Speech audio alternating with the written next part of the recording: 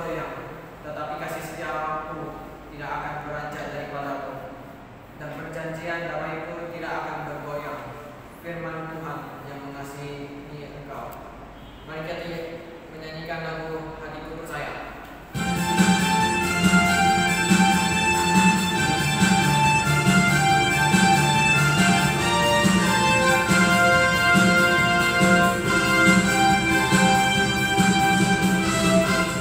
Tuhan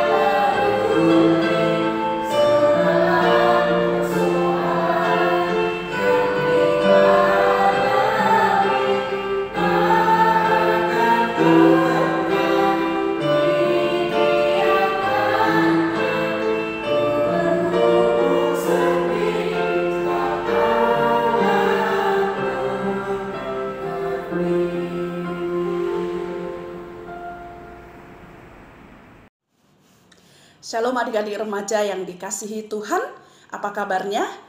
Ya, senang sekali kita bisa bertemu kembali di dalam ibadah walaupun secara online. Nah, mari sebelum kita mendengarkan firman Tuhan, sebelum kita merenungkan firman Tuhan, kita bersatu di dalam doa. Kita berdoa. Tuhan, saat ini kami menyiapkan hati kami, menyiapkan pikiran kami, menyiapkan diri kami untuk dengar-dengaran akan firman Tuhan. Kami mohon biarlah Roh Kudus Tuhan boleh menolong kami untuk kami boleh mengerti, memahami firman Tuhan yang akan kami dengarkan bersama-sama. Dan biarlah Tuhan firman-Mu juga tidak akan berlalu begitu saja dari kehidupan kami. Tapi firman-Mu itu menjadi terang, menjadi jalan bagi kehidupan kami.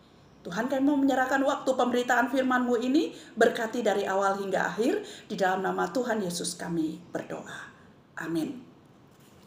Nah, saudara-saudari yang terkasih, firman Tuhan yang akan kita renungkan bersama-sama pagi hari ini dari Kejadian pasal yang ke-37 ayat yang pertama sampai yang keempat. Lalu kemudian dilanjutkan ayat yang ke-18 sampai ayat yang ke-22. Nah, saya akan bacakan untuk kita semuanya. Kejadian pasal yang ke-37 ayat 1 sampai yang keempat. Yusuf dan saudara-saudaranya. Adapun Yakub, ia diam di negeri penumpangan ayahnya, yakni di tanah Kanaan. Inilah riwayat keturunan Yakub. Yusuf, tak kala berumur 17 tahun, jadi masih muda, biasa menggembalakan kambing domba, bersama-sama dengan saudara-saudaranya, anak-anak Bilha dan Jilpa, kedua istri ayahnya. Dan Yusuf menyampaikan kepada ayahnya kabar tentang kejahatan saudara-saudaranya. Israel lebih mengasihi Yusuf dari semua anaknya yang lain, sebab Yusuf itulah anaknya yang lahir pada masa tuanya, dan ia menyuruh membuat jubah yang maha indah bagi dia. Setelah dilihat oleh saudara-saudaranya bahwa ayahnya lebih mengasihi Yusuf dari semua saudaranya, maka bencilah mereka itu kepadanya dan tidak mau menyapanya dengan ramah. Kita lanjutkan ayat 18. Yusuf dijual ke tanah Mesir. Dari jauh Yusuf telah kelihatan kepada mereka. Tetapi sebelum ia dekat pada mereka, mereka telah bermufakat mencari daya upaya untuk membunuhnya. Kata mereka seorang kepada yang lain, "Lihat, tukang mimpi kita itu datang. Sekarang marilah kita bunuh dia dan kita lemparkan ke dalam salah satu sumur ini. Lalu kita katakan, seekor binatang buas telah menerkamnya, dan kita akan lihat nanti bagaimana jadinya mimpinya itu." Ketika Ruben mendengar hal ini, ia ingin melepaskan Yusuf dari tangan mereka. Sebab itu katanya, "Janganlah kita bunuh dia." Lagi kata Ruben kepada mereka, "Janganlah tumpahkan darah. Lemparkanlah dia ke dalam sumur yang ada di padang gurun ini. Tetapi janganlah apa-apakan dia." Maksudnya hendak melepaskan Yusuf dari tangan mereka dan membawanya kembali kepada ayahnya. Nah, saudari, firman Tuhan yang akan kita renungkan ini saya beri tema sulit tapi tidak menyerah. Sulit tapi tidak menyerah. Nah, saudara-saudari yang terkasih, Ada beberapa reaksi orang ketika mengalami keadaan atau situasi yang sulit. Ketika dia mengalami kehidupan yang sangat sulit, yang sukar. Ya. Ada beberapa reaksi orang yang bisa kita lihat. Yang pertama, ada orang yang kemudian menjadi pasif, kemudian pasrah dengan keadaan, menganggap ini sebagai takdir sehingga tidak bisa diubah lagi. Jadi ya cuma terima nasib gitu saja. Lalu kemudian yang kedua, ada orang yang kemudian bersungut-sungut, marah. Marah dengan keadaannya, marah dengan orang lain, menyalahkan orang lain, kemudian menyalahkan Tuhan. Pokoknya semua situasi keadaan itu membuat dia menjadi marah, membuat dia menjadi bersungut-sungut. Lalu kemudian yang ketiga, yaitu ada yang kemudian menjadi putus asa dan depresi. Dan yang terakhir, justru juga ada orang yang kemudian berhasil, yang bisa mengembangkan dirinya, yang kemudian bisa sukses, kemudian bisa menjadi berkat di dalam keadaan yang sulit, di kehidupannya yang sukar. Nah, saudara-saudari yang terkasih, remaja-remaja yang dikasihi Tuhan, kalian termasuk orang yang keberapa? Bagaimana reaksi kalian ketika kalian menghadapi kehidupan yang sulit, ketika kalian menghadapi situasi yang sulit? Nah, saudari, hari ini seluruh orang di dunia mengalami keadaan dan situasi yang sulit. Karena virus corona yang kecil itu bisa mengguncang seluruh dunia, menghancurkan tatanan kehidupan normal. Virus yang kecil, tetapi kemudian membuat porak-poranda kehidupan manusia di seluruh dunia. Tidak hanya orang-orang kecil, tapi juga orang-orang kaya. Tidak hanya orang-orang bodoh, tapi juga orang-orang berpendidikan. Tidak hanya orang-orang di negara miskin, tapi juga oleh orang-orang di negara adikuasa. Memaksa semua orang untuk bekerja dari rumah, untuk beribadah di rumah, untuk sekolah dari rumah. Saudara-saudari yang terkasih, keadaan kita sekarang ini yang sulit ini tidak pernah kita bayangkan, tidak pernah kita inginkan, tidak pernah kita prediksi. Saya masih ingat ketika virus ini menyerang di Wuhan. Saya tidak pernah bayangkan bahwa satu saat, dalam waktu yang begitu singkat, virus ini kemudian akan menyebar ke seluruh dunia, bahkan ke Indonesia. Ketika virus ini mulai ada di Wuhan, menyerang orang-orang di sana, saya masih dengan entengnya menonton itu, melihat itu, dan kemudian melihat, wah kasihan sekali mereka menghadapi situasi yang seperti itu. Bagaimana melihat banyak orang-orang yang meninggal, banyak tenaga medis yang meninggal, dan orang-orang di Wuhan itu kemudian hidup di karantina, satu kota di lockdown. Tapi tidak pernah, sekalipun dalam pikiran saya, bahwa hal-hal yang seperti itu akan terjadi di Indonesia. Tapi saudara-saudara, apa yang terjadi? Dalam waktu yang begitu singkat 3 bulan, bukan hanya Indonesia, bahkan seluruh dunia, seluruh negara-negara di dunia, dari negara-negara yang miskin bahkan negara-negara superpower, mereka harus menghadapi virus ini. Pandemi ini menyebar dengan begitu cepat dan menghancurkan semua negara. Nah, saudara-saudara yang terkasih di dalam Yesus Kristus, sekarang kita berada di dalam keadaan yang sulit. Kita di dalam situasi kehidupan yang sulit. Kita tidak pernah membayangkan bahwa kita harus belajar dari rumah. Kita tidak pernah membayangkan bahwa kita kemana-mana harus pakai masker. Kemana-mana harus bawa hand sanitizer. Kemana-mana kita harus cuci tangan. Kita tidak pernah bayangkan bahwa kita tidak akan bisa kemudian jalan-jalan dengan teman-teman ke mall atau jalan-jalan ke luar negeri. Kita tidak pernah bayangkan bahwa kita tidak akan bisa ngumpul-ngumpul di kafe dengan teman-teman. Saudara-saudara yang terkasih di dalam Yesus Kristus, kehidupan kita sekarang ini jauh sekali berbeda dengan kehidupan kita di masa-masa yang lalu. Nah, bagaimana reaksi kita dalam menghadapi situasi ini? Saudara-saudara, saya mau mengajak kita merenungkan bagian firman Tuhan yang sudah kita baca tadi. Kehidupan seorang tokoh Alkitab yang bernama Yusuf. Yang saya melihat bagaimana perjalanan kehidupan Yusuf. Juga mengalami kehidupan yang penuh dengan kesulitan, yang penuh dengan kesukaran. Dia menghadapi keadaan-keadaan yang sukar, yang mungkin tidak pernah dia bayangkan selama ini.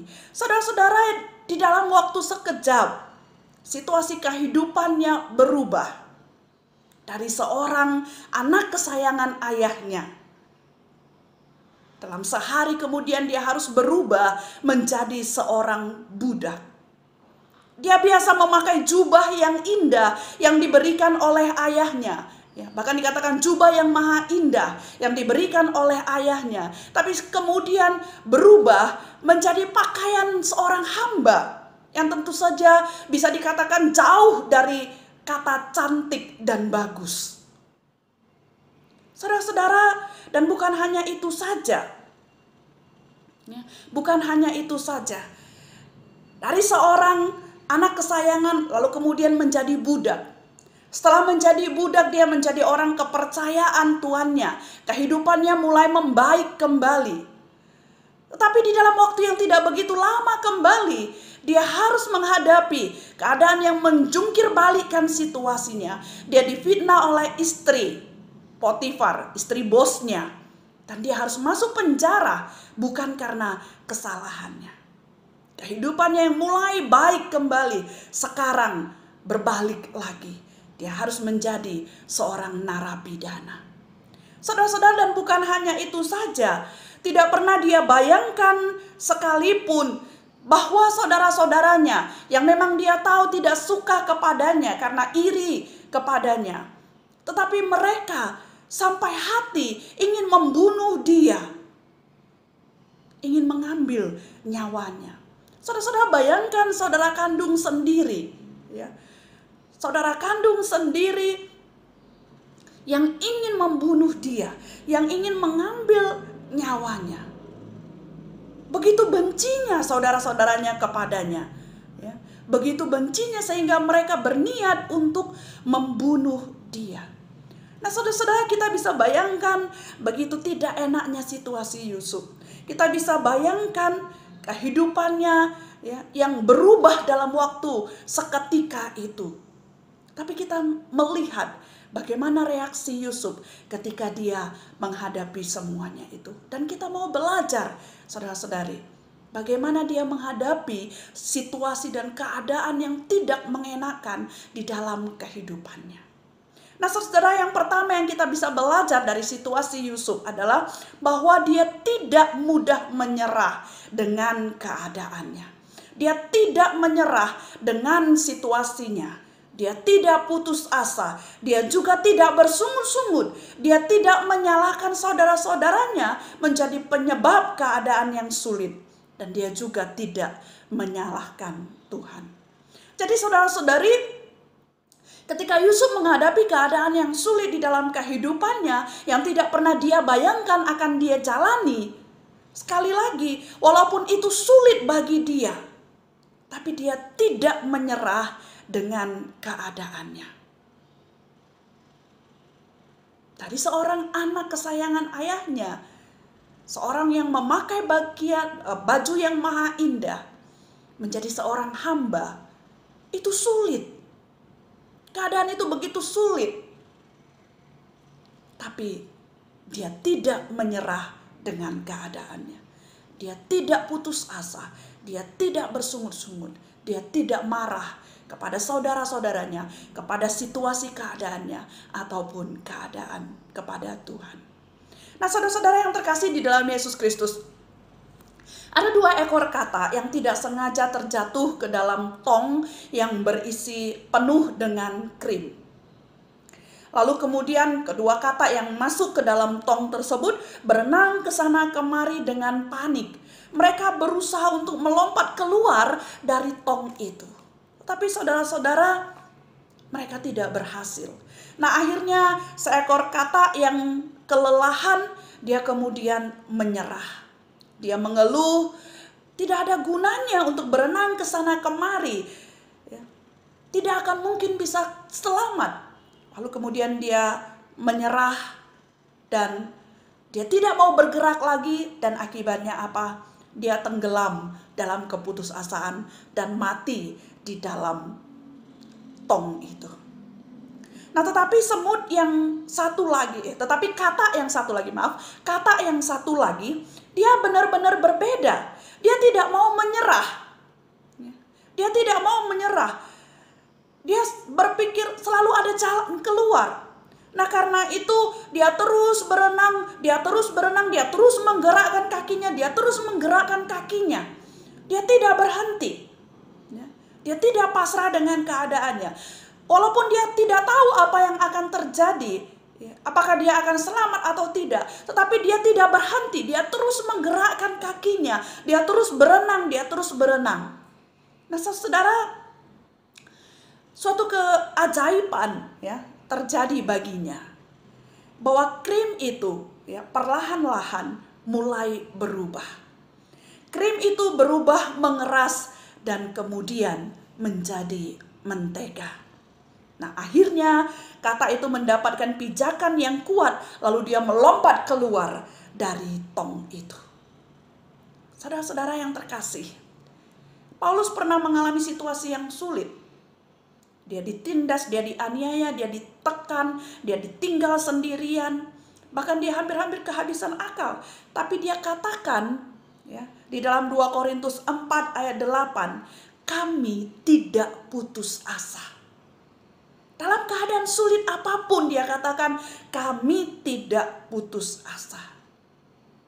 Nah, adik-adik remaja yang terkasih di dalam Yesus Kristus, dalam situasi kita sekarang ini, mari kita juga belajar untuk tidak menyerah dengan keadaan kita. Ya, keadaan kita saat ini sulit, memang sulit. Tapi walaupun sulit, sekali lagi, jangan menyerah. Jangan putus asa. Jangan bersungut-sungut. Jangan menyalahkan keadaan, menyalahkan pemerintah, menyalahkan orang lain. Dan lebih-lebih menyalahkan Tuhan. Jangan menyerah, selalu ada jalan keluar. Jalan menyerah.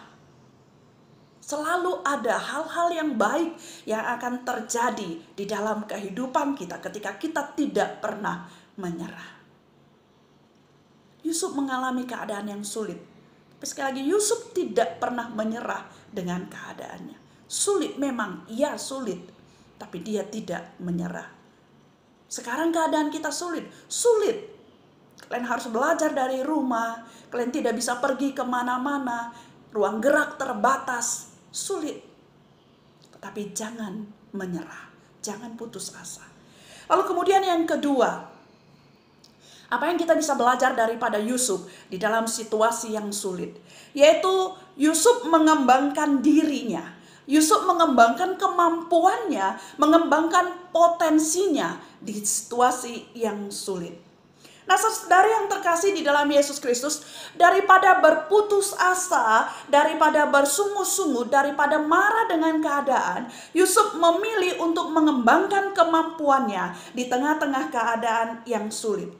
Ketika dia menjadi seorang hamba, dia tidak menjadi hamba yang asal-asalan. Tetapi dia menjadi hamba yang sungguh-sungguh baik dan bertanggung jawab. Sehingga bosnya menyenangi dia, lalu kemudian mengangkat dia menjadi wakilnya, mengawasi para budak-budak yang lain.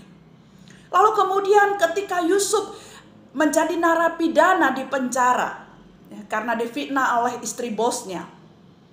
Nah, sekali lagi dalam situasi itu, Yusuf juga tidak bersungut-sungut, Yusuf juga tidak marah, Yusuf juga tidak berubah menjadi apatis, menjadi pasif.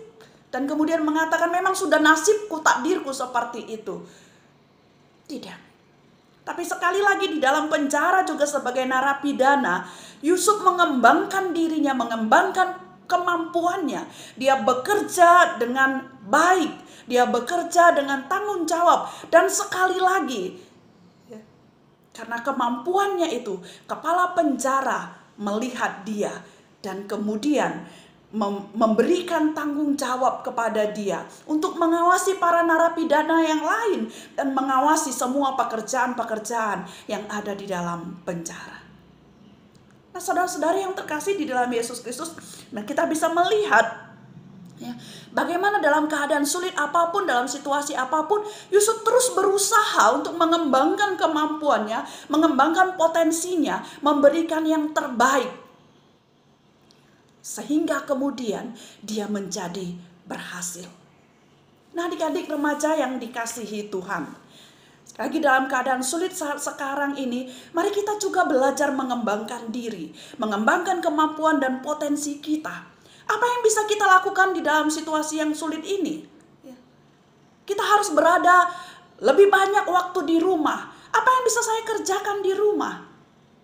Kita harus lebih banyak berhubungan dengan teknologi. Apa yang bisa saya lakukan ya, untuk mengembangkan diri saya yang berhubungan dengan itu? Mari kita pikirkan.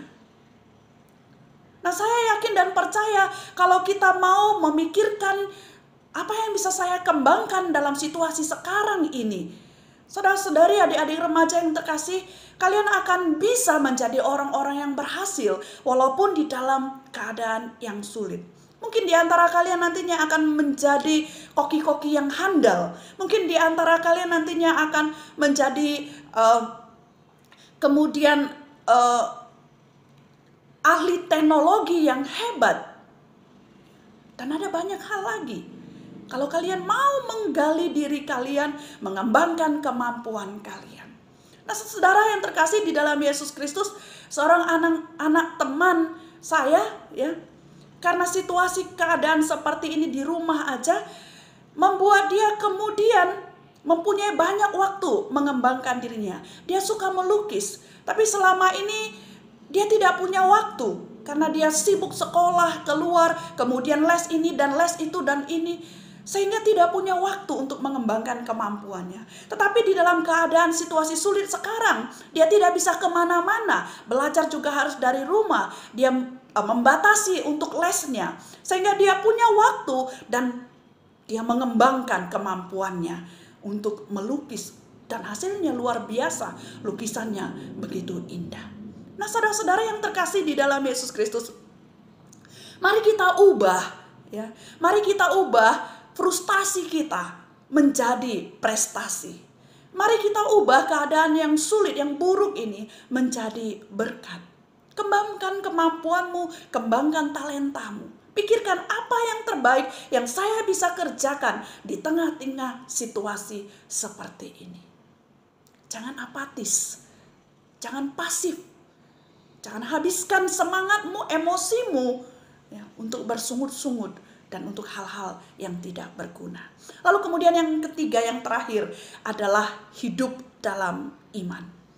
Saudara-saudara, ini penting sekali, hidup dalam iman. Yusuf hidup di dalam iman. Dia sungguh-sungguh percaya kepada Tuhan dan dia mempercayakan seluruh hidupnya kepada Tuhan. Yusuf yakin bahwa Tuhan tidak pernah merencanakan hal-hal yang jahat di dalam dirinya. Kesulitan apapun dia alami, itu pasti dapat Tuhan ubah menjadi hal yang baik di dalam kehidupannya. Dia yakin dan percaya kalau Tuhan izinkan kesulitan itu ada pada dirinya, pasti Tuhan punya rencana yang indah. Itulah sebabnya Yusuf tidak membalas dendam kepada saudara-saudaranya. Itulah sebabnya Yusuf tidak marah kepada saudara-saudaranya. Malah di dalam Kejadian 50 ayat 20 Yusuf berkata kepada saudara-saudaranya demikian. Memang kamu telah mereka-rekakan yang jahat terhadap aku, tetapi Allah telah mereka-rekakannya untuk kebaikan, dengan maksud melakukan seperti yang terjadi sekarang ini, yakni memelihara hidup suatu bangsa yang besar. Yusuf katakan kepada saudara-saudaranya, kalian memang merancangkan hal-hal yang jahat, tetapi Allah mengubah itu semuanya menjadi kebaikan. Justru karena apa yang kalian perbuat, sekarang aku bisa memelihara kehidupan bangsa kita.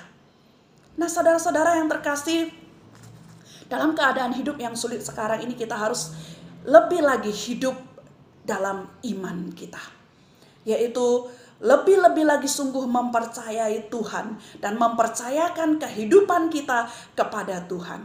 Karena dengan hidup dalam iman, kita baru mempunyai pengharapan. Dengan hidup dalam iman, kita baru bisa percaya bahwa pandemi ini tetap ada di dalam kendali Tuhan. Dengan hidup dengan iman, kita bisa melihat ada hal-hal baik yang Tuhan akan kerjakan bagi hidup kita di tengah-tengah situasi yang sulit ini. Hidup dengan iman, baru kita bisa mempercayai firman Tuhan. Yeremia 29 ayat 11 mengatakan, sebab aku ini, Tuhan, mengetahui rancangan-rancangan apa yang ada padaku mengenai kamu. Demikianlah firman Tuhan, yaitu rancangan damai sejahtera dan bukan rancangan kecelakaan, untuk memberikan kepadamu hari depan yang penuh harapan. Saudara-saudara, kalau kita hidup dalam iman, kita baru bisa mengerti firman Tuhan ini. Bahwa Tuhan tidak pernah merancangkan kecelakaan dalam hidup kita. Kesulitan yang kita alami sekarang ini, kalau Tuhan izinkan, itu bukan untuk mencelakakan kita. Tetapi itu untuk memberikan kepada kita hari depan yang penuh harapan. Bagaimana mungkin? Mungkin kita bertanya, bagaimana mungkin bisa ini menjadi hari depan yang penuh pengharapan? Nah, itu akan mungkin kalau kita melihatnya dengan iman kita. Itu akan mungkin kalau kita percaya sepenuhnya kepada Tuhan dan mempercayakan sepenuhnya hidup kita kepada Tuhan. Adik-adik yang terkasih di dalam Yesus Kristus, sekali lagi, kehidupan kita saat ini mungkin sulit. Tetapi mari kita belajar untuk tidak putus asa, untuk tidak menyerah dengan keadaan kita. Lalu kemudian mengembangkan diri kita, mengembangkan kemampuan kita, mengembangkan potensi kita di tengah-tengah keadaan yang sulit ini. Dan yang terakhir, mari kita lebih-lebih hidup di dalam iman. Lebih-lebih mempercayai Tuhan dan mempercayakan hidup kita kepada Tuhan. Bahwa Tuhan tidak pernah merancangkan rencana-rencana jahat di dalam hidup kita. Apa yang Tuhan rancangkan bagi kita, itu selalu yang terbaik. Itu selalu adalah rancangan yang memberikan kita masa depan yang lebih baik. Karena itu, adik-adik yang terkasih dalam Yesus Kristus, mari kita tetap percaya kepada Tuhan. Kiranya Tuhan memberkati. Mari kita berdoa. Bapa di surga, terima kasih. Kami mau bersyukur ya Tuhan untuk firman-Mu yang boleh kami dengarkan. Tuhan, kami tahu situasi kami saat ini mungkin ada banyak di antara kami. Dan juga ada banyak anak-anak remaja yang mengalami kesulitan. Kesulitan dalam belajar, kesulitan di dalam berteman, kesulitan keluar, kesulitan melakukan hal-hal yang lain. Tuhan, tetapi biarlah di dalam keadaan sulit ini, ajari kami untuk tidak menyerah, untuk tidak putus asa. Ajari kami untuk boleh melihat kesempatan-kesempatan di tengah-tengah kesulitan kami. Mengubah rasa frustasi kami menjadi prestasi. Ajari anak-anak mudamu, anak-anak remajamu, mengembangkan potensi mereka, mengembangkan kemampuan mereka di tengah-tengah situasi yang sulit ini. Dan lebih daripada itu, ajari mereka Tuhan untuk beriman kepada Engkau, mempercayakan hidup mereka kepada Engkau, dan sungguh-sungguh percaya bahwa Engkau Allah yang berkuasa, Engkau Allah yang maha tahu, dan Engkau Allah yang tidak pernah merancangkan hal-hal yang jahat di dalam kehidupan mereka. Tetapi Engkau Allah yang merencanakan hal-hal baik, masa depan yang penuh pengharapan bagi mereka. Asalkan mereka tetap percaya dan bersandar kepadamu. Tuhan, tolong kami semuanya dan tolong anak-anak remajamu. Terima kasih Bapa, di dalam nama Tuhan Yesus kami berdoa. Amin. Kiranya firman Tuhan untuk hari ini dapat memberkati kita semua. Sebelum kami mengakhiri ibadah untuk hari ini, mari kita menyanyikan lagu Kemenangan Terjadi di Sini.